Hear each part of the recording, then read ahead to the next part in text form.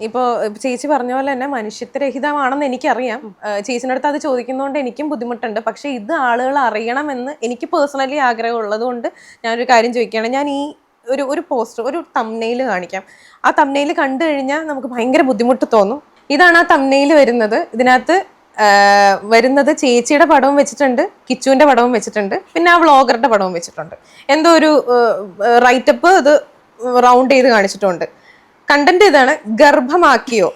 കിച്ചു രേണുവിനെ പീഡിപ്പിക്കാൻ ശ്രമിച്ചോ? സത്യം ഇത്. കിച്ചു രേണുവിനോട് മോശമായി പെരുമാറിയോ? Question mark. ഈ സത്യം നിങ്ങൾ അറിയണം. പിന്നെ രേണുവിന്റെ ഗർഭം, പിന്നെ ഒരു മോർ ഇട്ടിട്ടുണ്ട്. എനിക്ക് തോന്നി ഗർഭക്കഥ എനിക്ക് തോന്നുന്നത് ഞാൻ ബിഗ് ബോസിൽ ആയിരുന്നപ്പം ഇറങ്ങിയ സംഭവമാണ്. ഞാൻ ഇറങ്ങിയ ഉടനെ മുൻ ബിഗ് ബോസ് താരവും എൻ്റെ ഒരു ഫ്രണ്ടെന്ന് പറയാൻ പറ്റത്തില്ല അവരെയൊക്കെ.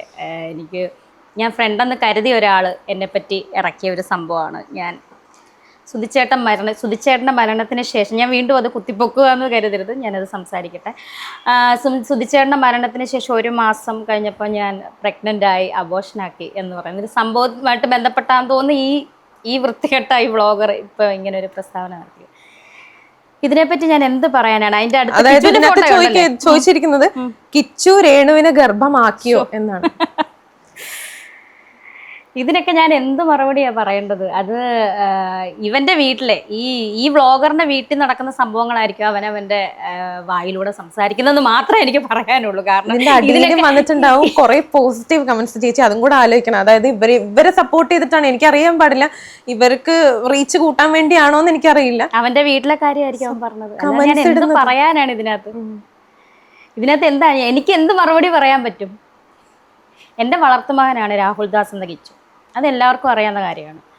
ഈ ഒരു 5 മാസം മുന്നേ വരെ ആ ഒരു ബന്ധം നല്ല ദൃഢമായിട്ട് പോയിക്കൊണ്ടിരുന്ന ബന്ധം. എന്തുവാകട്ടെ, ചിലപ്പം അതിനകത്ത് അസ്വാരസ്യങ്ങൾ കാണുമായിരിക്കും. ഇതെല്ലാം മറന്നുകൊണ്ടും എല്ലാം ക്ഷമിച്ചുകൊണ്ടും തന്നെയാണ് ഞാൻ പോകുന്നത്. അന്നും ഈ 5 മാസം മുന്നേ ഞാൻ ഹെൽപ്പ് ചെയ്തുകൊണ്ടിരുന്ന ഒരു വളർത്തുമകൻ തന്നെയാണ്. അങ്ങനെ തന്നെ ഞാൻ പറയുന്നുള്ളൂ. പക്ഷേ അതിനകത്ത് പല കറുത്ത കൈകളും ചേർന്നു, അങ്ങനെ തന്നെ പറയും. ഈ വ്ളോഗർ, ഈ സ്ത്രീ അവരുടെ വീട്ടിൽ പോവുക, എൻ്റെ ഭർത്താവിൻ്റെ വീട്ടിൽ പോവുകയും എൻ്റെ ഭർത്താവിൻ്റെ വീട്ടുകാർക്കും എൻ്റെ ഈ വളർത്തുമകനും അറിയാവുന്ന കാര്യമാണ് ഈ ഒരു സ്ത്രീ എന്നെ അപമാനിക്കുന്നതും എന്നെ ദ്രോഹിക്കുന്നതും. ഇതെല്ലാം എൻ്റെ വളർത്തുമകനും എൻ്റെ ഭർത്താവിൻ്റെ വീട്ടുകാർക്കും അറിയാവുന്ന കാര്യം. ഇന്ന് വരെ ഞാൻ എൻ്റെ ഭർത്താവിൻ്റെ വീട്ടുകാരെ ഒരു നെഗറ്റീവും ഞാൻ പറഞ്ഞിട്ടില്ല. പക്ഷേ എനിക്കിന്ന് പറയണം. ഇനി ഇതിൻ്റെ പേരിൽ ഇനി വിവാദം ഉണ്ടായാലും, ഇതിൻ്റെ അടിയിൽ വന്ന് നെഗറ്റീവ് കമൻസ് കൊണ്ട് എന്നെ മൂടിയാലും, എന്നെ ശപിച്ചാലും, എനിക്ക് വേണ്ടി പ്രാർത്ഥിക്കുന്ന കുറച്ച് നല്ല ആളുകൾ എൻ്റെ വീട്ടുകാരും എൻ്റെ കൂടെ ഉള്ളിടത്തോളം കാലം ഞാൻ താഴെ വീഴത്തില്ല.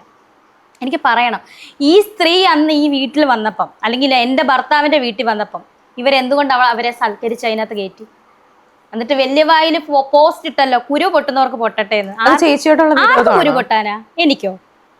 എനിക്കെന്ത് കുരു പൊട്ടാനാ? 11 വയസ്സിൽ തള്ള പോലും, സ്വന്തം പെറ്റതള്ള അന്ന് ഉണ്ടായിരുന്നു, പിന്നെയാണ് അവർ മരിച്ചത്. പെറ്റതള്ള ഉപേക്ഷിച്ച ഒരു കുഞ്ഞിനെയും രണ്ടാമത്തെ ഭാര്യ വരെ ഉപേക്ഷിച്ച ഒരു ഭർത്താവിനെയും കൂടെ ഞാൻ നോക്കിയതാണോ തെറ്റ്? അയാളെ സ്നേഹിച്ച് ഇവിടെ ഇരിപ്പുണ്ടല്ലോ ഫോട്ടോ, ഇദ്ദേഹത്തെ സ്നേഹിച്ച് ആ കുഞ്ഞിനെ ഞാൻ ബോർഡിങ് നിർത്തിയോ? ഒരു വാക്കുകൊണ്ട് ഞാൻ വേദനിപ്പിച്ചിട്ടില്ല 11 വയസ്സുള്ള കുട്ടീനെ. ആ 11 വയസ്സ് തൊട്ട് ഈ 18 സുധിച്ചേട്ടൻ മരിച്ചു കഴിഞ്ഞും 1 വർഷം എൻ്റെ കൂടെ തന്നെയായിരുന്നു. ഞാനൊരു വാക്കുകൊണ്ടോ നോക്കൊണ്ടോ വേദനിപ്പിച്ചിട്ടില്ല. അവൻ ചെയ്ത തെറ്റുകളെല്ലാം ഞാൻ മറന്ന് ക്ഷമിച്ചു ഞാൻ മുന്നോട്ട് പോയതാണ്. അതാണോ ഞാൻ ചെയ്ത തെറ്റ്? ഇത്രയൊക്കെ അറിയാം. എന്നെ പലപ്പോഴും ദ്രോഹിച്ച് ഈ സ്ത്രീയെ വീട്ടിൽ കയറ്റി ഇരുത്തണമെങ്കിൽ ഇവരെന്തുകൊണ്ട് എന്നെ അപ്പം എന്താണ് ഇവർ മനസ്സിലാക്കി?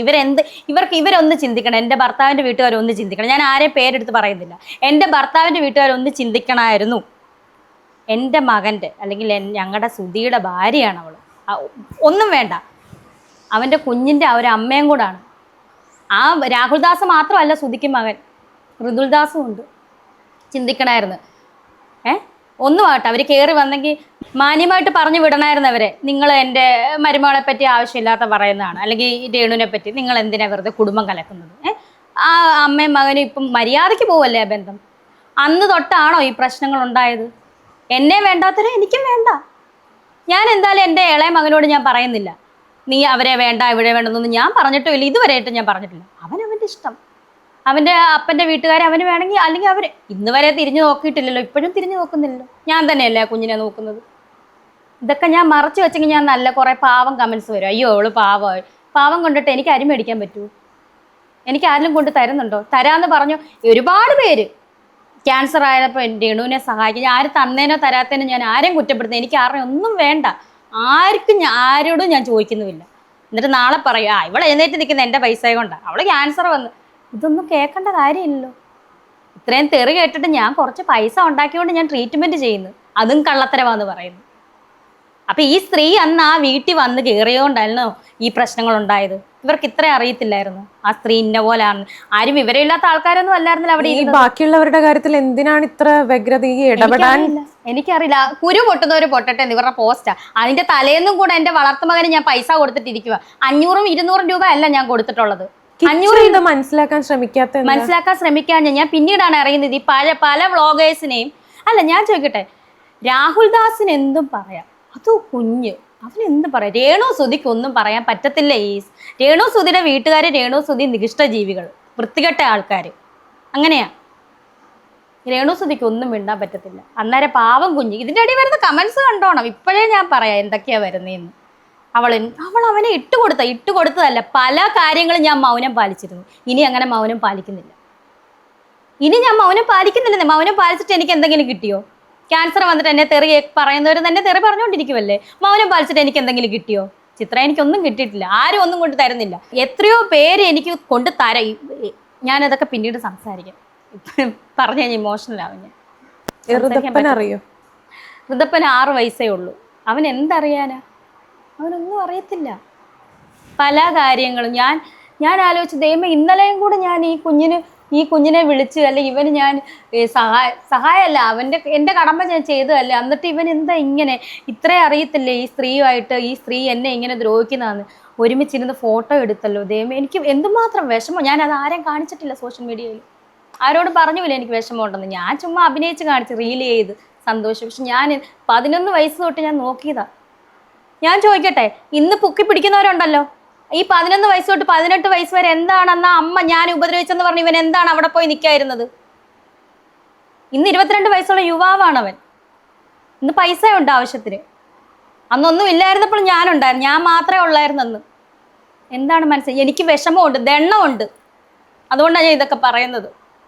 ഞാൻ പറയത്തില്ലായിരുന്നു. ഇന്ന് വരെ എൻ്റെ നാക്ക് ഒരു നെഗറ്റീവ് എൻ്റെ ഭർത്താവിൻ്റെ വീട്ടുകാരെ പറ്റിയോ എൻ്റെ വളർത്തുമകനെ പറ്റിയോ ഞാൻ പറഞ്ഞിട്ടില്ല. പക്ഷെ ഇന്ന് എനിക്ക് പറയേണ്ട വന്നു. അത്ര ഞാൻ അനുഭവിച്ചു. ക്യാൻസർ ആയിട്ട് കിടന്നിട്ട് പോലും ഒരു നോക്ക് എന്നെ കാണാൻ വന്നു. വിഷമമുള്ളവരുടെ വിഷമം, ആരുടെ വിഷമം തീർക്കട്ടെ എന്ന്.